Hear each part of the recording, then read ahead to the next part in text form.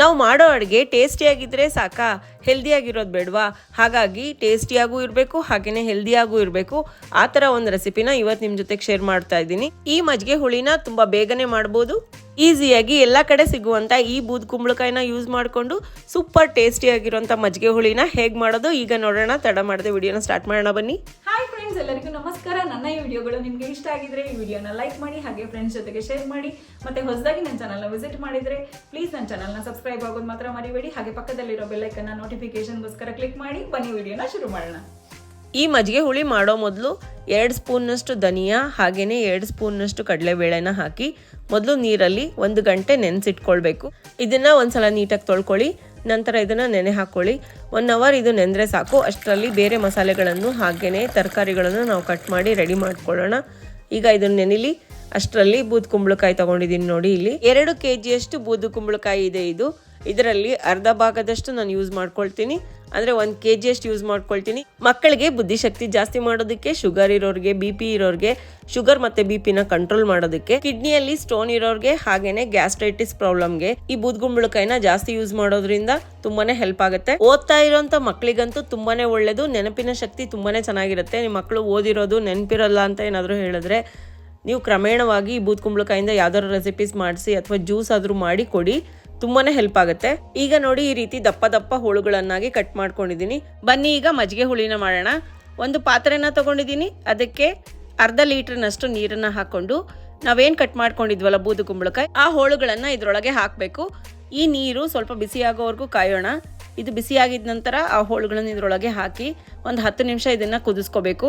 ಅಷ್ಟರಲ್ಲಿ ಇದಕ್ಕೆ ಬೇಕಾಗಿರುವಂಥ ಮಸಾಲೆ ಕೂಡ ರೆಡಿ ಮಾಡ್ಕೊಳ್ಬೇಕು. ನೋಡಿ, ಈಗ ಹೋಳುಗಳನ್ನು ಹಾಕ್ತಾ ಇದ್ದೀನಿ. ನಾವು ಯಾವಾಗಲೂ ಒಂದೇ ರೀತಿ ಸಾಂಬಾರು ತಿಂದು ಬೋರ್ ಆಗ್ತಾ ಇದ್ರೆ ಈ ರೀತಿ ಮಜ್ಜಿಗೆ ಹುಳಿ ಮಾಡೋದ್ರಿಂದ ಡಿಫ್ರೆಂಟ್ ಆಗಿರುತ್ತೆ ಟೇಸ್ಟು. ಹಾಗೆಯೇ ತುಂಬಾ ಟೇಸ್ಟಿಯಾಗಿ ಕೂಡ ಇರುತ್ತೆ. ಒನ್ ಟೈಮ್ ಬೇಗ ಏನಾದರೂ ಮಾಡಬೇಕು ಅಂದ್ಕೊಂಡ್ರೆ ಈ ಬೂದು ಕುಂಬಳಕಾಯಿ ಮಜ್ಜಿಗೆ ಹುಳಿ ಅಂತೂ ಬೇಗನೆ ಆಗುತ್ತೆ. ನೋಡಿ, ಈಗ ನಾನು ಮುಚ್ಚಿಟ್ಟು ಅದನ್ನು ಬೇಯೋದಕ್ಕೆ ಅಂತ ಇಟ್ಕೊಂಡಿದ್ದೀನಿ. ಅಷ್ಟರಲ್ಲಿ ಬೇಕಾಗಿರುವಂಥ ಮಸಾಲೆನ ರೆಡಿ ಮಾಡ್ಕೊಳ್ಳೋಣ. ಒಂದು ಮಿಕ್ಸಿ ಜಾರ್ನ ತಗೋಬೇಕು. ಮೊದಲೇ ನೆನೆ ಇಟ್ಕೊಂಡಿರುವಂಥ ಧನಿಯಾ ಬೀಜ ಹಾಗೆಯೇ ಕಡಲೆಬೇಳೆ ಇತ್ತಲ್ಲ, ಅದನ್ನು ಮೊದಲಿಗೆ ಹಾಕೋಬೇಕು. ಈ ಧನಿಯಾ ಬೀಜ ಹಾಗೆಯೇ ಕಡಲೆಬೇಳೆ 1 ಗಂಟೆ ನಾನು ನೀರಿನಲ್ಲಿ ನೆನೆ ಹಾಕಿಟ್ಟಿದ್ನಲ್ಲ, ಅದು ಚೆನ್ನಾಗಿ ನೆಂದಿದೆ.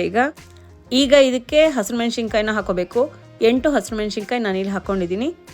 ನೆಕ್ಸ್ಟ್ ಇದಕ್ಕೆ ಶುಂಠಿ 2 ಇಂಚಿನಷ್ಟು ಶುಂಠಿನ ಹಾಕ್ಕೊಂಡಿದ್ದೀನಿ. ಜೀರಿಗೆ ಹಾಕ್ಕೊಂಡಿದ್ದೀನಿ 1 ಸ್ಪೂನಿನಷ್ಟು. ಹಾಗೆಯೇ ಕೊತ್ತಂಬರಿ ಸೊಪ್ಪು 1 ಬೌಲಿನಷ್ಟು ಹಾಕ್ಕೊಂಡಿದ್ದೀನಿ. ತೆಂಗಿನಕಾಯಿ ತುರಿನ ಹಾಕೋಬೇಕು. ಅದು 1 ಕಪ್ಪಿನಷ್ಟು ಹಾಕ್ಕೊಂಡಿದ್ದೀನಿ. 1 ಬಟ್ಲು ತೆಂಗಿನಕಾಯಿ ತುರಿದಿಟ್ಕೊಂಡಿರೋದು. ನಂತರ ಇದಕ್ಕೆ ನೀರನ್ನು ಹಾಕಿ ಚೆನ್ನಾಗಿ ಪೇಸ್ಟ್ ಮಾಡ್ಕೊಳ್ಬೇಕು.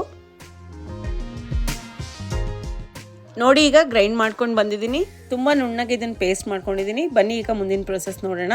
ನಾವು ಈಗಾಗಲೇ ಬೇಯಕ್ಕೆ ಇಟ್ಟಿರುವಂಥ ಬೂದು ಕುಂಬಳಕಾಯಿ ಮುಕ್ಕಾಲಿನಷ್ಟು ಬೆಂದಿದೆ. ಇಷ್ಟು ಬೆಂದಾದ್ಮೇಲೆ ಇದಕ್ಕೀಗ ರುಚಿಗೆ ತಕ್ಕಷ್ಟು ಉಪ್ಪನ್ನು ಹಾಕಬೇಕು.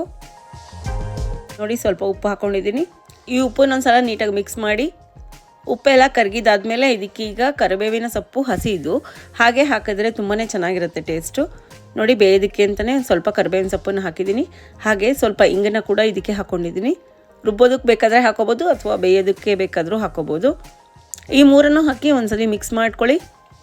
ಈ ಕರಿಬೇವಿನ ಸೊಪ್ಪು ಉಪ್ಪೆಲ್ಲ ಹಾಕಿದ್ಮೇಲೆ ಒಂದು ಕುದಿ ಚೆನ್ನಾಗಿ ಬರೋವರೆಗೂ ಮುಚ್ಚಳನ ಮುಚ್ಚಿ ಇನ್ನೊಂದು 2 ನಿಮಿಷ ಇದನ್ನು ಕುದಿಸ್ಕೊಳ್ಳಿ. ಈ ಬೂದು ಕುಂಬಳಕಾಯಿ ತುಂಬಾ ಬೇಗ ಬೇಯುತ್ತೆ. ಹಾಗಾಗಿ ತುಂಬ ಬೇಯಿಸಿದ್ರೆ ಮೆತ್ತಗಾದರೆ ಟೇಸ್ಟ್ ಚೆನ್ನಾಗಿರೋದಿಲ್ಲ. ಈಗ ಇದಕ್ಕೆ ನಾವು ರುಬ್ಕೊಂಡಿರೋಂಥ ಮಸಾಲೆನ ಹಾಕೋಣ. ಈ ಮಸಾಲೆ ಕೂಡ ಬೂದು ಕುಂಬಳಕಾಯಿ ಜೊತೆಗೆ ಚೆನ್ನಾಗಿ ಕುದಿ ಬರಬೇಕು. ಮನೇಲಿ ಕೆಲವೊಂದು ಟೈಮ್ ಈರುಳ್ಳಿ ಮತ್ತು ಬೆಳ್ಳುಳ್ಳಿ ಇರೋದಿಲ್ಲ. ಆ ಟೈಮಲ್ಲಿ ಈ ಥರ ಮಜ್ಜಿಗೆ ಹುಳಿನ ಮಾಡ್ಕೊಳ್ಬೋದು. ಜಾರ್ಗೆ ಸ್ವಲ್ಪ ನೀರನ್ನು ಹಾಕಿ ಇದಕ್ಕೆ ಮಿಕ್ಸ್ ಮಾಡಿದ್ದೀನಿ ಅಷ್ಟೇ. ಹೆಚ್ಚಿಗೆ ನೀರನ್ನು ಇದಕ್ಕೆ ಹಾಕಬೇಡಿ. ಥಿಕ್ನೆಸ್ ತೋರಿಸ್ತಿದ್ದೀನಿ ನೋಡಿ.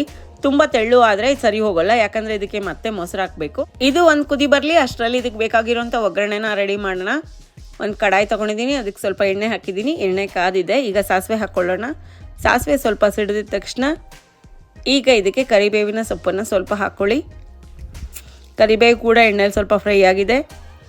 ಈಗ ಇದಕ್ಕೆ ಒಣಮೆಣಸಿನಕಾಯಿನ ಹಾಕೋಣ. ಒಂದು 4 ಒಣಮೆಣಸಿನಕಾಯಿ ಹಾಕ್ಕೊಂಡಿದ್ದೀನಿ. ಹಿಂಗೆ ಹಾಕ್ಕೊಳ್ಳೋಣ ಸ್ವಲ್ಪ. ಇದನ್ನೆಲ್ಲ ಹಾಕಿ ಒಂದ್ಸಲ ನೀಟಾಗಿ ಮಿಕ್ಸ್ ಮಾಡ್ಕೊಳ್ಳಿ.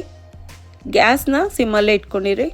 ಈ ಒಗ್ಗರಣೆನ ಈಗಾಗಲೇ ಚೆನ್ನಾಗಿ ಮಸಾಲೆ ಜೊತೆ ಕುದೀತಾ ಇರುವಂಥ ಈ ಮಜ್ಜಿಗೆ ಹುಳಿಗೆ ಹಾಕೋಣ. ನೋಡಿ, ಈಗ ಹಾಕ್ತಾ ಇದ್ದೀನಿ. ಈ ಒಗ್ಗರಣೆ ಕೂಡ ಮಿಕ್ಸ್ ಆಗೋ ಹಾಗೆ ಒಂದ್ಸಲ ನೀಟಾಗಿ ಮಿಕ್ಸ್ ಮಾಡ್ಕೊಳ್ಳಿ. ಈಗ ಈ ಮಜ್ಜಿಗೆ ಹುಳಿ ರೆಡಿ ಇದೆ. ಆದರೆ ಇದು ಸ್ವಲ್ಪ ತಣ್ಣಗಾದ್ಮೇಲೆ ಇದಕ್ಕೆ ಮೊಸರು ಹಾಕಬೇಕು. ಹಾಗಾಗಿ ಸ್ವಲ್ಪ ತಣ್ಣಗಾಗೋದಕ್ಕೆ ಬಿಡ್ತೀನಿ. ಒಂದು 1/4 ಗಂಟೆ ನಂತರ ಸ್ವಲ್ಪ ಇದು ತಣ್ಣಗಾಗಿದೆ. ಈಗ ಇದಕ್ಕೆ ಒಂದು ಬೌಲ್ನಷ್ಟು ಮೊಸರನ್ನು ಹಾಕ್ಕೊಳ್ತಾ ಇದ್ದೀನಿ. ಹುಳಿಗೆ ತಕ್ಕಂತೆ ನೋಡಿ ನೀವು ಸ್ವಲ್ಪ ಮೊಸರು ಹೆಚ್ಚು ಕಡಿಮೆ ಹಾಕ್ಕೊಳ್ಳಿ. ಇಷ್ಟು ಅಳತೆಗೆ 1 ಕಪ್ಪಿನಷ್ಟು ಮೊಸರು ಕರೆಕ್ಟಾಗಿ ಆಗಿದೆ. ಹಾಕಿ ಈಗ ಇದನ್ನು ಇನ್ನೊಂದ್ಸಲ ಮಿಕ್ಸ್ ಮಾಡ್ಕೊಳ್ಳೋಣ. ನೋಡಿದ್ರಲ್ಲ ಫ್ರೆಂಡ್ಸ್, ಸ್ವಾದಿಷ್ಟವಾದ ಮಜ್ಜಿಗೆ ಹುಳಿ ಎಷ್ಟು ಈಸಿಯಾಗಿ ರೆಡಿ ಆಯಿತು ಅಂತ. ತುಂಬ ಟೇಸ್ಟಿಯಾಗಿರುತ್ತೆ. ಹಾಗೆಯೇ ಈರುಳ್ಳಿ ಬೆಳ್ಳುಳ್ಳಿ ಏನೂ ಇಲ್ಲದೆ ಆರಾಮಾಗಿ ಮಾಡ್ಕೊಳ್ಬೋದು. ಮತ್ತೆ ಸಿಗೋಣ ಇನ್ನೊಂದು ರೆಸಿಪಿಯೊಂದಿಗೆ. ಈ ರೆಸಿಪಿ ನಿಮ್ಗೆ ಇಷ್ಟ ಆಗಿದೆ ಅಂತ ಅನ್ಕೊಳ್ತೀನಿ. ಇಷ್ಟ ಆದರೆ ಲೈಕ್ ಮಾಡಿ, ಹಾಗೆ ಶೇರ್ ಮಾಡಿ. ಮತ್ತೆ ಈ ರೆಸಿಪಿನ ನೀವು ಕೂಡ ಖಂಡಿತ ಟ್ರೈ ಮಾಡಿ. ಹೇಗೆ ಬಂತು ಅಂತ ನನಗೆ ಕಮೆಂಟ್ ಮಾಡಿ ತಿಳಿಸಿ. Thank you.